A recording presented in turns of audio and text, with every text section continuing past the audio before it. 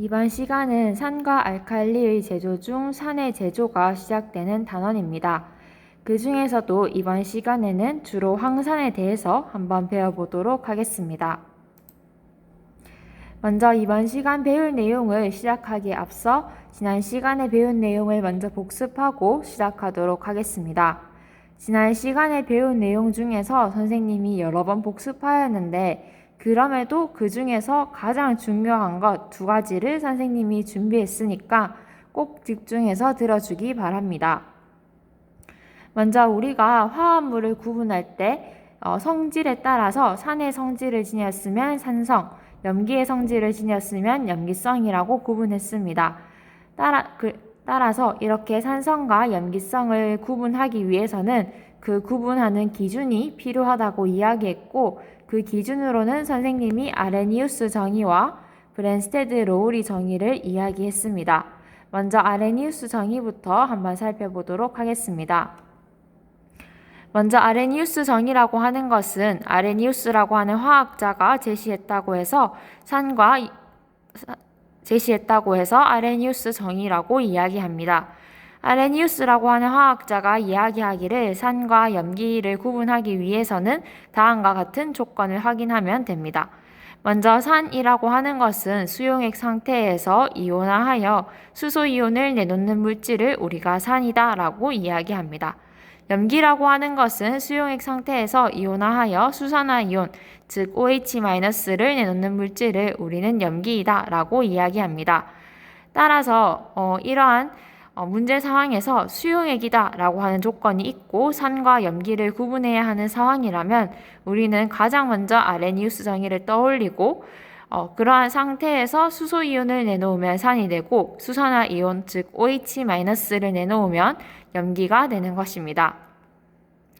마찬가지로 예시를 한번 살펴보도록 하겠습니다. 예시를 보면 HCl은 물에 녹이면 즉 수용액 상태가 되면 수소이온을 내놓기 때문에 우리가 산이다 라고 이야기할 수 있고 NaOH는 수용액 즉 물에 녹이게 되면 수용액 상태일 때 Na+와 OH-로 이온화가 되며 이때 OH- 즉 수산화이온을 내놓기 때문에 우리는 NaOH를 아레니우스 정의에 따라 염기이다 라고 구분할 수 있습니다. 다음으로 브랜스테드 로우리 정의입니다. 브랜스테드 로우리 정의에 따라 산과 염기를 구분하면 먼저 산이라고 하는 것은 다른 물질의 수소이온, 달리 말해서 양성자를 줄 수 있는 물질로서 우리가 한마디로 양성자 주계이다 이렇게 이야기할 수 있습니다. 염기라고 하는 것은 다른 물질의 수소이온을 받을 수 있는 물질로서 수소이온을 달리 말해서 양성자라고 할 수 있으니까 한마디로 양성자 밖에이다 우리가 이렇게 정리할 수 있습니다. 마찬가지로 밑에 보면 예시가 주어져 있는데 이 각각의 예시들에 나와 있는 반응식을 보고 무엇이 산으로서 역할을 하는지 무엇이 염기로서 역할을 하는지 우리가 구분할 수 있으면 됩니다. 먼저 첫 번째 예시부터 한번 살펴보도록 하겠습니다. HCl과 물이 반응하여 H3O+와 Cl-가 되는 상황입니다. 반응식을 한번 자세히 들여다보도록 하겠습니다. 먼저 HCl에서 H+, 즉 수소이온은 잃게 되었고 H2O는 수소이온을 얻은 상황입니다. 따라서 HCl은 수소이온을 잃은, 즉 양성자를 주계였고 H2O는 양성자 밖에입니다. 따라서 브랜스테드 로우리 정의에 따라 HCl은 양성자 주계인 산, H2O는 양성자 밖에인 염기입니다. 마찬가지로 두 번째 예시도 살펴보도록 하겠습니다. 두 번째 예시를 보면 NH3와 H2O가 반응하여 NH4+와 OH-가 되는 것을 볼 수 있습니다. 따라서 NH3라고 하는 것을 우리는 양성자를 받았다고 해서 양성자 밖에라고 한다면 H2O는 양성자를 주었다고 해서 양성자 주계가 됩니다. 양성자 밖에는 우리가 브랜스테드 로우리 정의에서 염기라고 이야기하였고 H2O는 브랜스테드 로우리 정의에서 양성자 주계이기 때문에 산이다 이렇게 이야기할 수 있게 됩니다.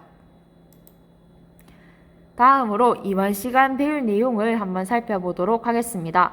이번 시간은 우리가 배우는 과목이 제조화학인 만큼 제조를 할 수 있는 방법을 아는 것이 중요합니다.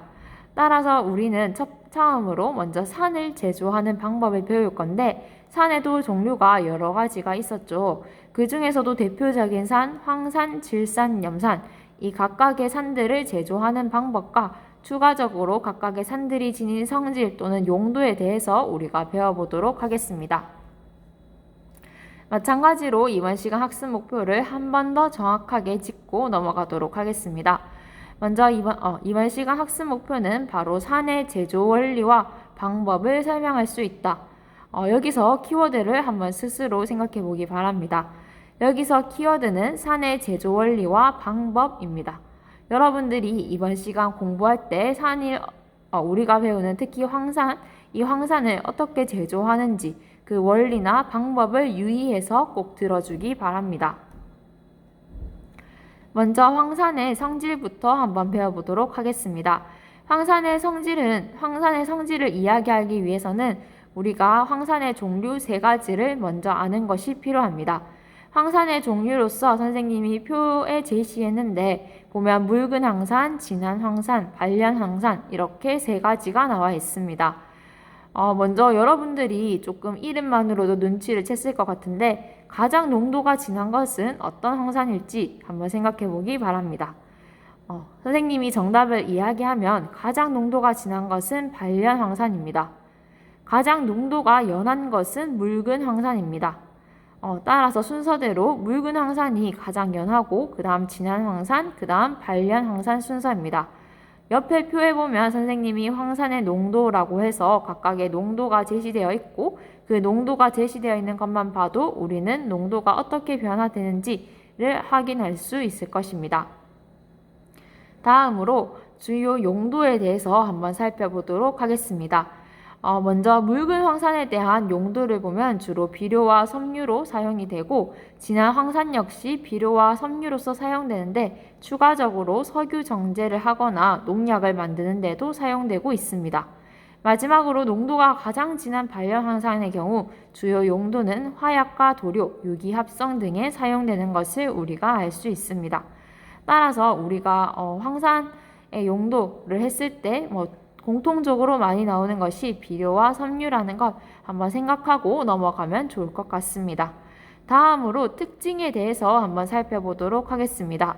농도만 다를 뿐인데 특징들이 조금씩 다른 부분이 있기 때문에 유념해서 보기를 바랍니다. 먼저 묽은 황산부터 시작하도록 하겠습니다. 묽은 황산 같은 경우에 강산성입니다. 지난 시간에 배운 내용을 떠올렸을 때 혹시 강산성이 무엇인지 기억이 나나요? 강산성이라고 하는 것은 수용액 상태에서 완전하게 이온화되는 것을 우리는 강산성이라고 이야기합니다. 이처럼 묽은 황산은 강산성이고 그렇지만 흡습성이나 탈수성은 없습니다. 흡습성이라고 하는 것은 여러분들이 이름만으로도 조금 눈치를 챘을 것 같은데 흡습이라고 해서 습기를 흡수한다. 우리 물 먹는 화마라던가 그런 걸 떠올리면 좋을 것 같은데 그런 습기를 흡수하는 성질이 없고 탈수성 해서 우리가 탈수 작용 세탁기 돌릴 때 탈수하는 그거를 약간 떠올리면 좋을 것 같은데 물이 빠져나오게 만드는 능력을 우리가 탈수성이라고 이야기합니다. 근데 묽은 황산은 탈수성 역시 없습니다. 그러면 진한 황산으로 한번 넘어가도록 하겠습니다. 진한 황산은 묽은 황산과 정확하게 반대되는 성질을 지닙니다. 진한 황산의 경우 묽은 황산과 달리 약산성이고 흡습성은 있으며 탈수성 역시 있습니다. 따라서 여러분들이 이러한 특징을 기억하기 위해서는 둘 중에 하나를 외워서 하나는 반대된다고 생각하면 훨씬 더 쉽게 이해할 수 있을 것입니다. 마지막으로 발련 황산입니다. 발련 황산은 특징을 보면 무색의 끈적끈적한 액체라고 적혀 있습니다. 따라서 여러분들이 실험실에서 발련 황산을 접하게 될 경우 피부에 닿지 않도록 주의하는 것이 필요합니다. 이렇게 황산의 성질을 묽은 황산, 진한 황산, 발련 황산, 즉 농도에 따라서 종류를 나누었고 각각의 종류별로 용도나 특징을 한번 확인해 보았습니다. 다음으로 황산의 제조 과정입니다. 황산의 제조에 대해서 자세히 배우기에 앞서 전체적인 흐름을 먼저 파악하고 배워보도록 하겠습니다. 황산이라고 하는 것은 제일 끝에 나와 있는 H2SO4, 이것이 바로 황산의 화학식입니다. 이러한 황산을 만들기 위해서 가장 먼저 우리는 황에서부터 출발합니다. 황에서 출발하여 배소 공정을 거쳐서 우리는 SO2, 이산화황을 제조하게 됩니다. 이산화황을 제조한 다음에는 산소와 반응시켜서 우리는 이것을 산화된다고 이야기하는데, 산소와 반응시키는 산화공정, 즉 SO3로 바꾸는 전화공정을 거치게 됩니다. 전화공정을 거친 후에는 SO3를 물에 흡수시켜서 H2SO4, 우리가 최종적으로 얻게 되는 황산을 얻을 수 있습니다. 이런 큰 흐름으로 앞으로 황산을 제조하는 과정이 시작될 것이기 때문에 이 흐름을 먼저 파악하고 조금씩 우리가 사진을 찍을 때처럼 줌인 해가지고 들어가면 훨씬 더 흐름을 파악하기 쉬울 것입니다. 먼저 제일 처음 나오는 이산화황 제조 공정부터 확인해 보도록 하겠습니다. 먼저 황에서부터 출발한다고 이야기했는데, 우리가 이산화황을 만들기 위해서는 황을 연소하거나 아니면 황화광이라고 하는 것을 배소하거나 아니면 폐가스, 우리가 어떤 물질을 만들고 남은 가스를 우리가 폐가스라고 이야기하는데, 이 황화광, 폐가스 이 세 가지로부터 우리는 이산화황을 제조할 수 있습니다. 황을 이용해서 만든다면 연소하는 과정을 거쳐야 되고, 황화광을 이용해서 만든다면 배소를 하는 과정을 거쳐야 합니다. 여러분들이 여기서 나오는 단어들 중에 가장 생소할 것 같은 것이 바로 황화광인데, 이 황화광이라고 하는 것에 대한 예시를 먼저 살펴보겠습니다. 황철광, 자황철광, 황동광, 방영광, 섬아연광, 이런 것들이 있습니다. 여기서 보면 여러분들이 눈치를 챘겠지만 공통적으로 황이 들어갑니다. 황이 들어가고 그 외에 철, 불이 이런 것들이 함께 결합되어 있는 것을 우리가 황화광이라고 이야기합니다. 따라서 이러한 황화광을 이용해서 이산화황을 제조할 때는 배소하는 공정을 거쳐야 하며, 그 밑에 선생님이 사진 두 개를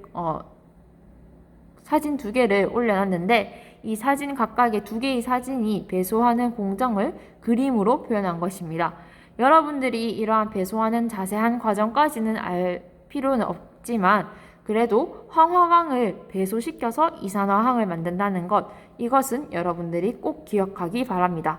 특히나 우리가 이산화황을 만들 때에는 황화광이 주로 사용되기 때문에 가장 먼저 배소를 떠올리면 크게 문제되지 않을 겁니다. 다음으로 이제 이산화황 전화공정, 3산화황 흡수공정에 대해서 살펴보도록 하겠습니다. 먼저 밑에 있는 그림부터 먼저 확인하도록 하겠습니다.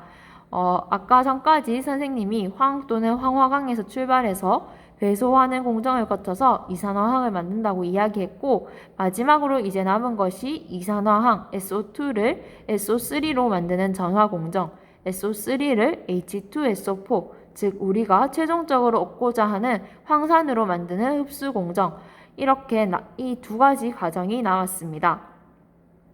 이 두 가지 과정을 우리가 거칠 때는 접촉식 제조 방법을 이용한다 라고 이야기하는데, 이 접촉식 제조 방법을 한번 자세히 살펴보도록 하겠습니다. 먼저 접촉식 제조 방법을 할 때 가장 처음 하는 것은 이산화황을 산화시키는 것입니다. 산화라고 하는 것이 여러분들이 처음 접한 단어일 텐데, 바로 산소와 결합시킨다, 산소화한다, 이렇게 생각하면 좋을 것 같습니다. 이산화황을 산화시켜서 우리가 산화시켜서 3산화황으로 만들고, 이 3산화황을 물에 흡수시켜서 우리가 얻고자 하는 황산을 얻게 됩니다. 이러한 과정을 거치는 동안 우리는 오산화 바나듐, 선생님이 V2O5라고 적어놨는데, 이러한 오산화 바나듐이라고 하는 촉매를 이용하게 됩니다. 이렇게 촉매를 이용하여서 만드는 방법이라고 해서 접촉식 제조 방법이라고 합니다. 즉, 촉매와 접한다 해서 접촉식 제조 방법이다, 이렇게 알고 있으면 될 것 같습니다. 마지막으로 선생님과 함께 이번 시간 배운 내용 중에서 중요한 것은 한 번만 더 짚고 마무리하도록 하겠습니다. 먼저 황산의 성질로는 묽은 황산, 진한 황산, 발연 황산 이 세 가지가 있고 이 세 가지에 따라서 이 각각의 농도에 따라서 세 가지는 나누었고 각각 저마다의 특징이 다 다르기 때문에 꼭 기억하고 있기를 바랍니다. 다음으로 황산의 제조 공정입니다.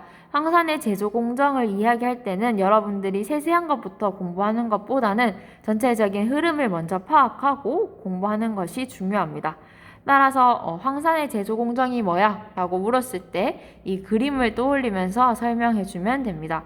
먼저 황 또는 황화황을 어떻게 하여 배소시켜서 이산화황으로 만들고 이산화황을 산소와 접촉시키는 산화시켜서 삼산화황으로 만드는 전화공정을 거치고 전화공정을 다 거친 삼산화황을 물에 흡수시켜서 우리가 얻고자 하는 황산, 즉 H2SO4를 최종적으로 얻을 수 있게 됩니다. 이렇게 우리가 지난 시간에 배운 내용까지 한번 복습을 해봤고 마지막으로 다음 시간에 배울 내용 흐름 파악하고 수업을 마무리하도록 하겠습니다. 선생님이 과목이 제조화학인 만큼 우리는 어떤 물질을 제조하는 것을 아는 것이 중요하다고 이야기했는데 그 중에서도 우리는 산을 제조하는 방법에 대해서 주로 배웠습니다. 가장 먼저 오늘 시간에 황산을 제조하는 방법을 배웠고 그러면 그 다음 시간부터는 이제 질산, 염산을 제조하는 이 순서대로 공부를 할 것입니다. 이렇게 여러분들이 공부를 할 때 계속적으로 흐름을 파악하는 것은 정말 중요하기 때문에 조금 선생님이 너무 반복해서 지겹게 느껴질 수는 있겠지만 항상 들을 때 귀를 열고 들어주시기 바라겠습니다. 오늘 수업은 여기까지 하도록 하겠습니다. 이상입니다.